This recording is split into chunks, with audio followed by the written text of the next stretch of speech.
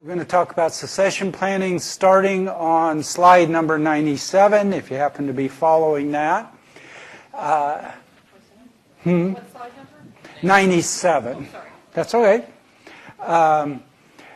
It starts with saying that no leadership plan is complete without planning for an eventual change in leadership. Obviously, all of us who are executive directors are tremendously competent and capable and wonderful, but we still have to plan for when we leave. People say to me, oh my gosh, you've done such a wonderful job. When you leave, the place is not going to do well. And I say, well, if that's the case, then I haven't done such a wonderful job, because we have to plan for that. That's part of the planning process. It is, however, one of the most important and challenging opportunities, particularly when an executive director leaves, for the nonprofit board. So many agencies fall apart when the executive director leaves. They can be going along and everything's running fine. That director leaves, they haven't made good plans, they stumble through the process, and before long they're in critically bad shape. So this is really, really an important aspect for us. So the next slide. Just a point, some of us have worked in this business for a long time, but none of us are going to work in it forever. Despite the lack of retirement plans, eventually we're going to collapse if nothing else. So it's critical we make these plans. And the next slide.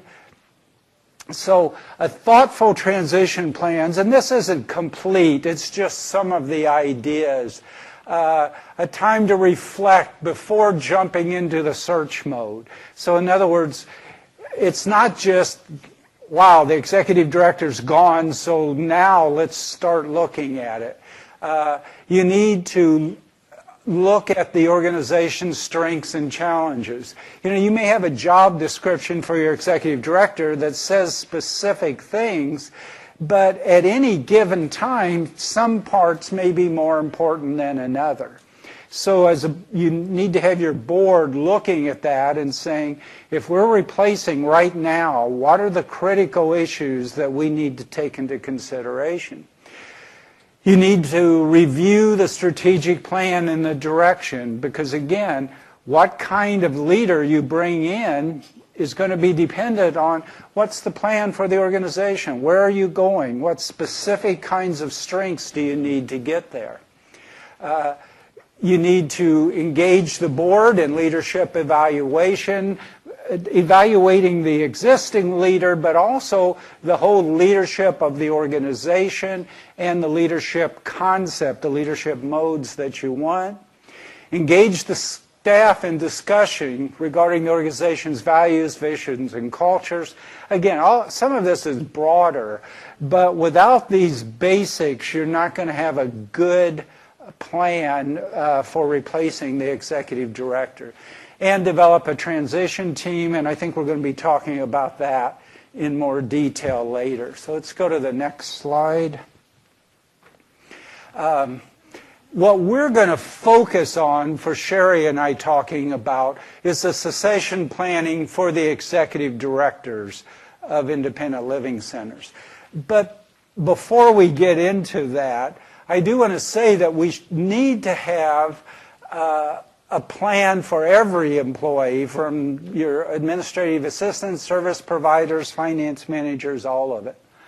One of the things we've developed at RACV is we have a system where every 6 months, every employee has to go through and sign off on a sheet that says everything they do, at least one other person knows how to do it. And they have to list who that is.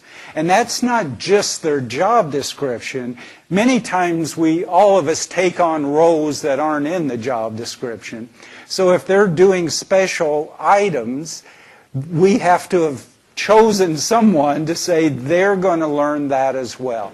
not necessarily to the extent that employee knows it, but at least to the extent that they could carry it on in an emergency situation until we can get the person replaced. So you have to have these plans if you want to have a good, consistent system for your program. Please.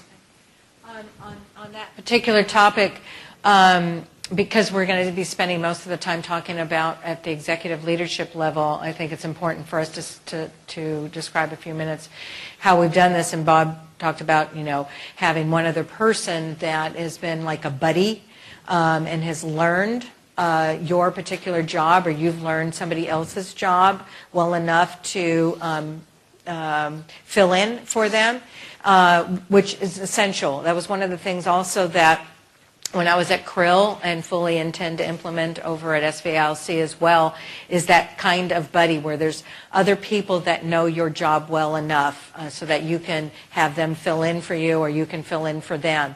Another thing is that for everybody to, in some aspect, be somewhat of an IL generalist anyway, even if in your organization you have specialty areas of somebody who focuses just on housing services, or somebody who focuses on a Money Follows a Person program, or another person who focuses on assistive technology and device lending library, and there's different things that you might be doing, and that you become a specialist or others become a specialist in your agency on those areas, is that that you learn enough about each other's jobs and what you do that you can pick that up, or somebody else can pick that up. And what we did was implement within our all-staff meetings. We had once a month all-staff meetings, and they're long enough to include both business aspects of what needs to be discussed among everyone on a business level, as well as training.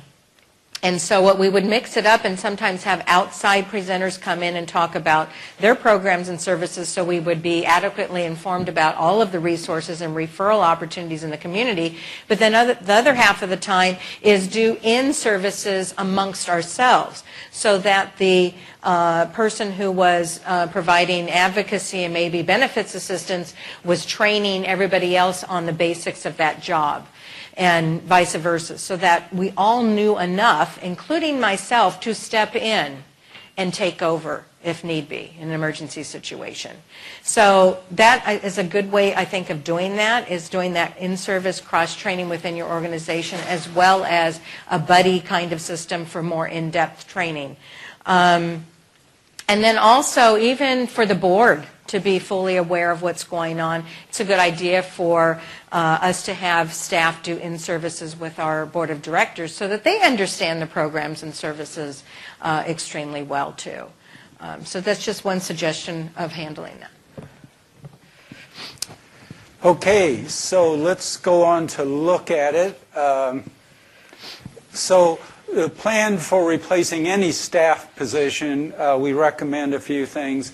Develop written procedures for all services, and independent living centers often have them for administrative policies, procedures, but not necessarily programmatic ones. And ensure at least 2 staff members know the basics of each service. That's a brilliant one. We should have thought of that earlier. So anyway, that's what we were just talking about. Let's go on to the next slide.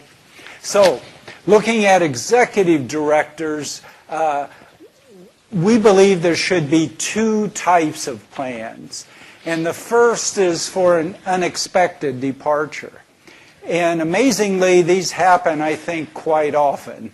An executive director gets another job and they have to take it right away. We've seen situations where executive directors have passed away, where some extreme problem comes up and the board terminates their employment immediately. I keep thinking I may win the lottery and call in from Tahiti and say, good luck, guys. So they need a plan for that. And the first kind of plan, for the next slide, is how are you going to deal with an interim executive director? And you can look at that. It could be if you have a deputy director, if you think that there is one, that's the obvious choice. It could be a board member. We often see the chairman of the board step in. That's one of the ways it's most likely to have problems, though, because board members often may be great at running a board. They don't necessarily know the details of running a center, personnel policies, restrictions on grants, all of those types of things. But that is a process that's used.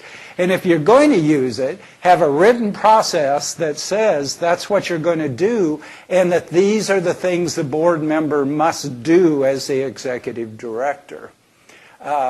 You could have one or more management staff who, again, you're pre-trained to be in this position. And so if the executive director leaves immediately, they already know that they're going to be the ones to take over, and they've been trained on what they need to do.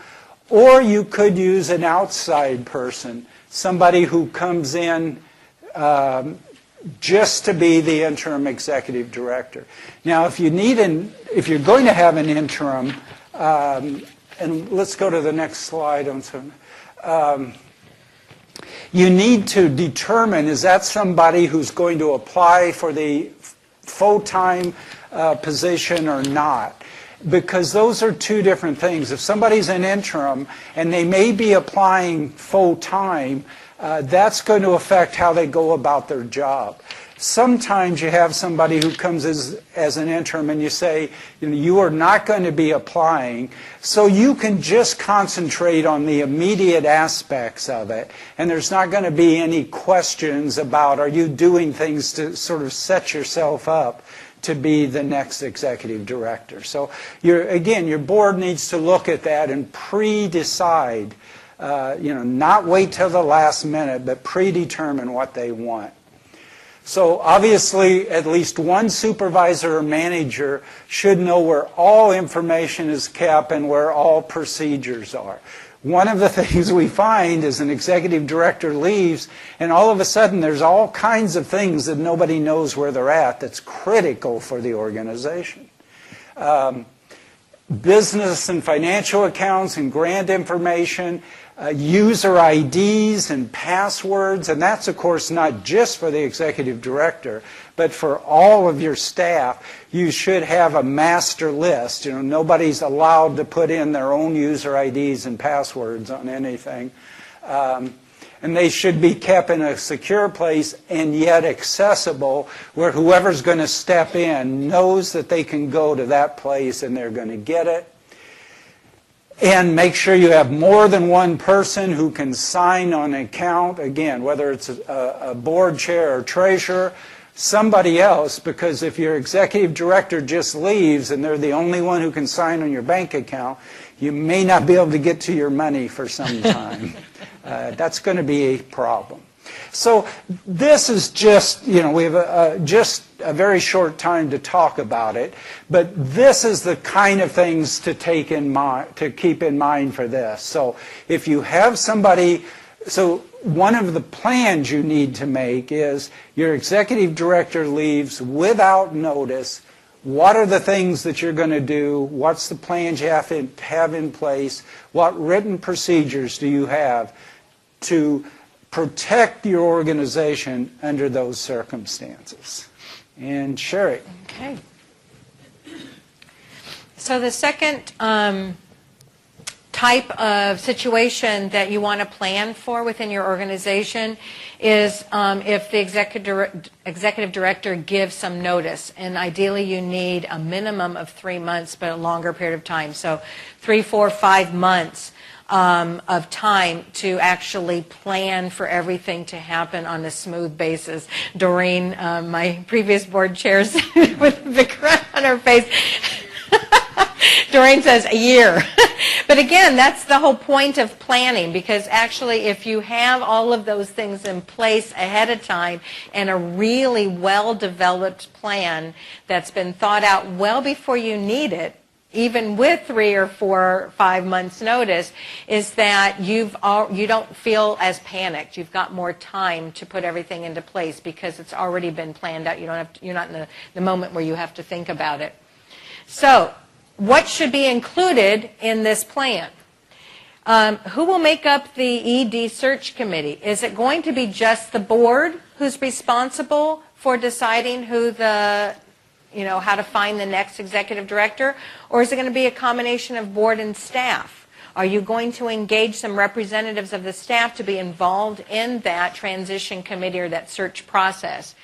And then third, you might also engage members of your community. There could be stakeholders that you think are important to be part of that process as well. So it's just no right or wrong way, just something to think about and consider what works best for your organization. At Krill, we decided to have a combination of board and staff involved in that transition committee and responsible for different aspects of the process. Who will decide on the salary and benefit package and the job description? You could be deciding you're going to use the same job description. There's no need to change the job description for the next person coming in. Or as Bob said, based upon what your strategic plan is over the next perhaps 5 years, decide that you're going to be looking for somebody different or who has different attributes or traits or strengths in certain areas that you want to bring in for the future of that organization.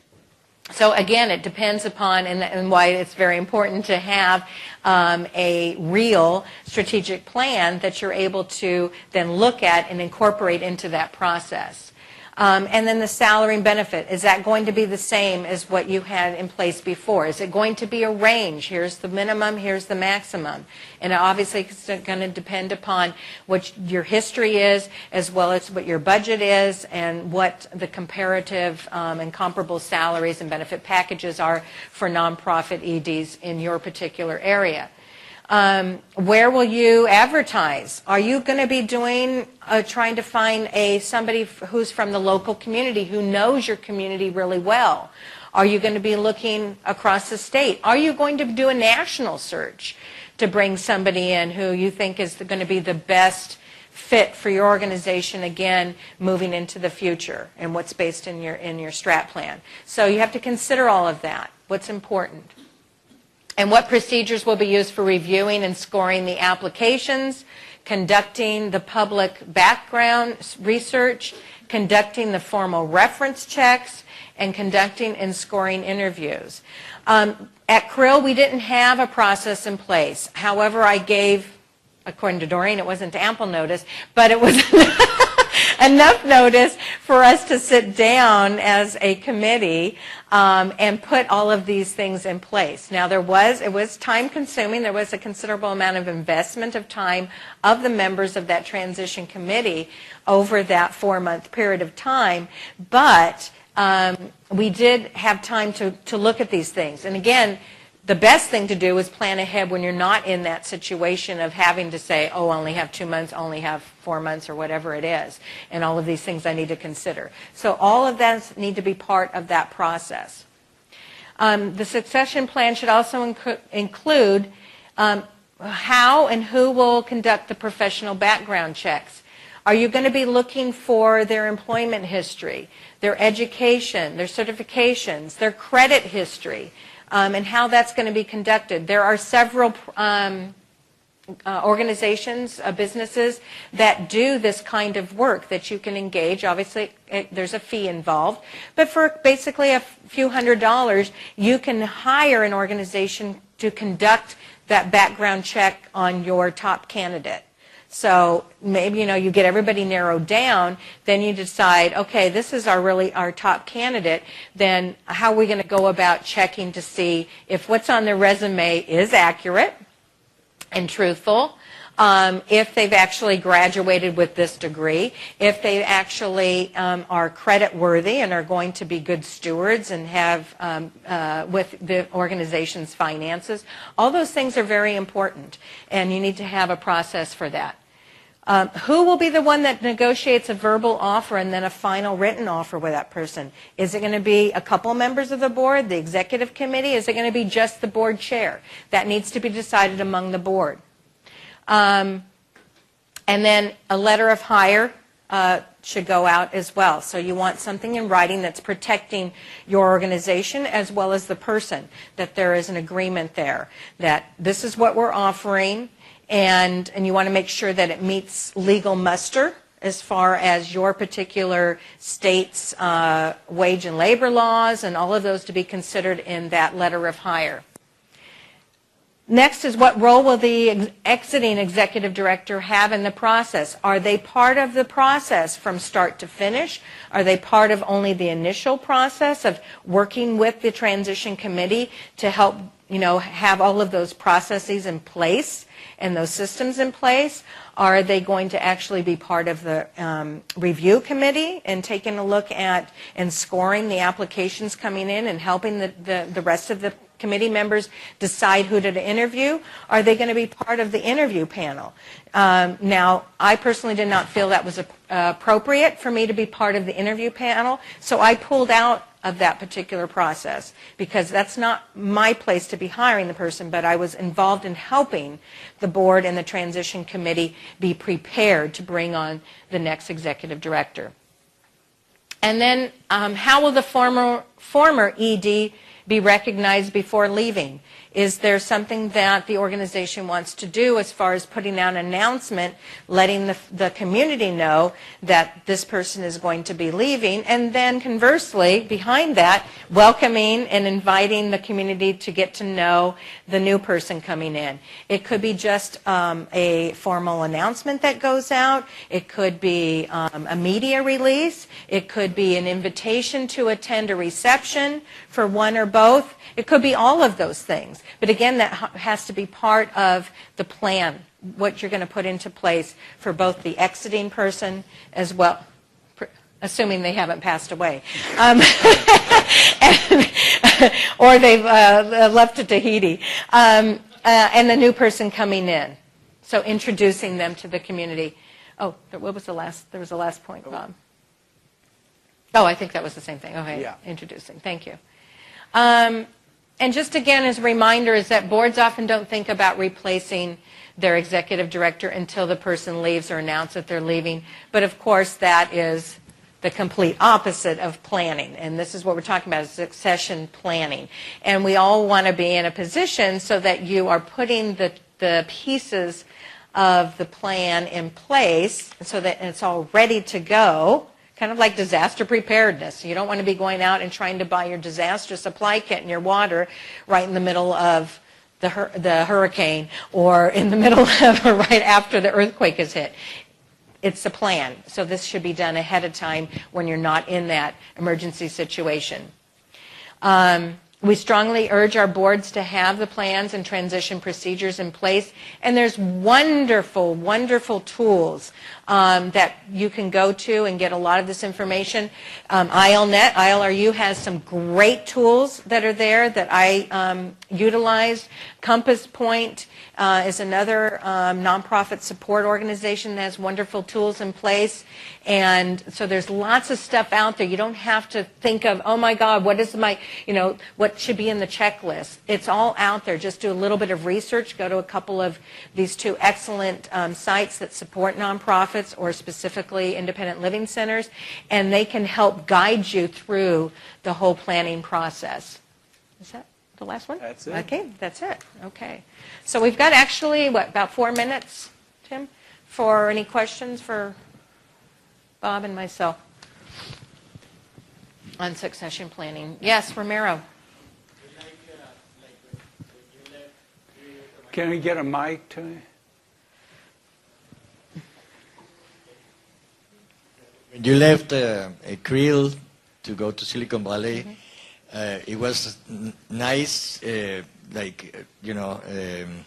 remember City Hall in Hayward, have a farewell party, and then it was nice because you had a summary of all the activities, all the achievements and struggles, battles during your period of time. So that was really nice chronologically. I learned a lot that I didn't know.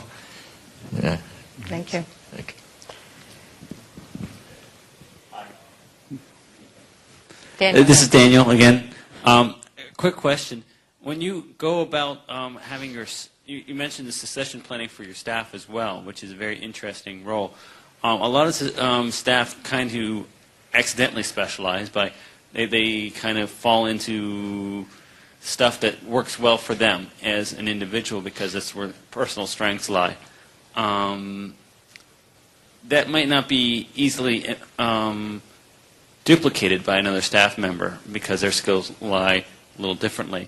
Is this something maybe a manager should always be the person who also knows how to do those tasks, or is it someone who's a coworker at an equal level? I actually personally think both. Is that the manager should certainly be well aware of and understand the ins and outs of the programs and services and how to provide them, at least on a basic level, to step in. But also one of the things that we did at Krill was put very detailed programs in place, curriculum, much like Bob has done with the wonderful community leadership, Leaders Without Limits binder, which goes from step A to step B, is that there's PowerPoints and curriculum developed for every single service area. So if we had a housing workshop, which Krill does every Monday afternoon, that covers from A to Z of all of the aspects of housing search and housing readiness and credit check and everything. And Michael typically has been providing that particular training on a weekly basis, and he calls in sick. I don't want to have to cancel that. Ron wouldn't want to have to cancel that workshop, right? So anybody can step in because they know exactly where that PowerPoint is. It's on the server in the cloud. There's copies available. There's a binder they can pull off the shelf, and they can go run with it. And that's what we should be setting up at all of our centers, is that we've got materials and information and a process in place so that anybody can jump in, whether it's the manager or another service provider. And maybe they're not going to know every single little thing that you know that in this specialty area, but things aren't going to just stop because you're not there. Can I follow up? Mm-hmm. I was thinking the same thing with managers. The executives. Those executives have a whole lot of ability that may have come with a lot of experience at that particular area. Is that something that's easily quantified in those succession plans? That like all those hidden skills that you've picked up along the way because you know that person, or you know how the things work in this area. How do you quantify those hidden things? That's probably the most difficult thing to pass on or to have in a plan to write down. There's so many things. I mean, even I just said having, curriculum or having PowerPoints or whatever in place. There's still so much stuff that we have in our head that we've learned along the way, especially if we spent enough time in this particular field, or relationships that we've built, that even if we tried to write them all down, it'd be impossible to get everything. So I think what we can do is do our best to make sure we're passing that information on and having it written out in some fashion, or meeting if the person's still there. I mean, obviously meeting with that person and letting them know. But we have to plan for that not being the case. And so as much as we can write down or share with another person, Michael was talking a lot about earlier about sharing stories, so that somebody else has that information, I think the better. Is there anything else? Well, the only thing I was going to add that's only kind of related, but I think it's important. Anytime we have an opening, if we have time to do it, I think it's worthwhile to relook at the job description. Mm-hmm. It may have changed over those years. So before you hire the next person, relook at the job description. You may want to redevelop it. Maybe you're saying this person was really good at this, but now that we're going to replace them, we want to change that a little bit. I think our time is out, though. One last comment or question? Middle table. Okay.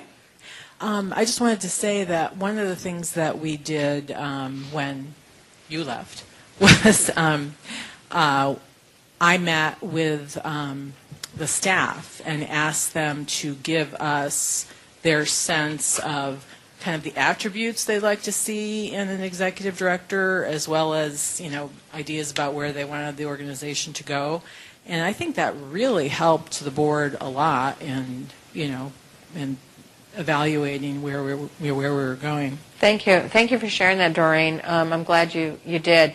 Because whether the staff is, or you have some staff representatives that are involved in the transition team, it's important to have everybody feel a part of the process and to have buy-in. So that was an excellent thing that I think the board did, and Doreen, spending time with the staff and getting their input as to what are the most important characteristics and attributes and skills that you want to see in the next person coming in, and what do you don't want to see. Well, exactly. The other thing we asked was, what are your fears? Yeah. And that was very enlightening, too. What are your concerns about, this next period of time, transition period of time, and after that? Okay, thank you. I think we're out of time, but really quick, sure. The front table, please. The board and our CIL actually, we don't have the staff participation with the board. It's like the board comes in, once a month, does their meeting, and the actual staff does not really truly participate with the board. So could you speak on how to encourage maybe a staff cooperation with the board to facilitate this a little bit easier? Sure, there's a couple of ways really quickly. I mentioned one, which I think is very helpful, is to have the staff rotate, coming in and just doing a 15-minute presentation at a board meeting, at the beginning of the board meeting, and talking about what services they provide, giving some success stories, consumer stories, to really iterate and illustrate for the board the impact of what you do and how you affect people's lives, and then a short Q&A. That's one excellent way. Another flip way is to do some kinds of activities throughout the year that you're working together, and they could be social in nature, where you have a barbecue or a potluck or a holiday party or things like that, where everybody's mingling together and getting to know each other on a social basis, as well as on the systems change advocacy level. All of our board members should be involved in the advocacy efforts of the organization as well. They're not, ideally, not just providing governance, but also supporting the goals that we have set in our systems change plans and attending some of those activities. We have the Disability Capital Action Day that you heard a couple of people talk about every year, where we take a group of folks to the state capitol to meet with our legislators, and we have community members, staff, and board that participate in that. So it's ways to bring everybody together to work together and get to know each other. Okay. Okay. Thank you all. We don't want to